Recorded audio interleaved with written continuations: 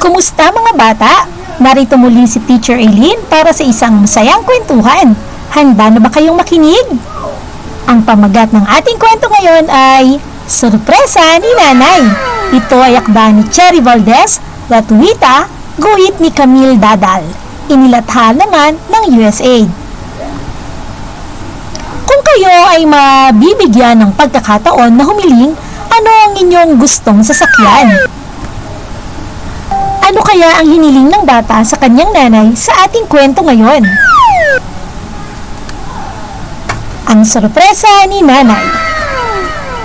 Habang naglalakad, sinabi ng isang batang lalaki sa kanyang ina ang iba't ibang lugar na gusto niyang puntahan at kung paano niya gustong bisitahin ang mga ito. Sinabi niya sa kanya na nangangarap siyang magkaroon ng bisikleta para makapagkarera sa kanyang mga kaibigan at ng motorsiklo na masasakyan kasama ng kanyang ama para pumasok sa paaralan. Gusto rin niyang mamalengke sakay ng tricycle, sumakay ng jeep papuntang bayan, at bus para bisitahin ang syudad. Habang sinasabi niya sa kanyang ina ang lahat ng ito, dinala siya nito sa isang tindahan sa lungsod.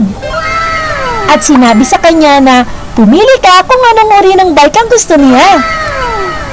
Maraming salamat po sa bisikleta, Nanay. Tuwang-tuwa ang batang ito dahil binilan siya ng kanyang nanay ng bagong bisikleta. Ang sorpresa ni Nanay. O mga bata, atin niyang sagutin, ano-anong mga klase ng sasakyan ang ating nakita sa kwento? Nakita natin ang bisikleta, motorsiklo, tricycle, jeep, at bus. Ano-ano ang mga napansin ng bata sa bawat isang sasakyan na nakita niya? Pagmasdan niya muli? Tama!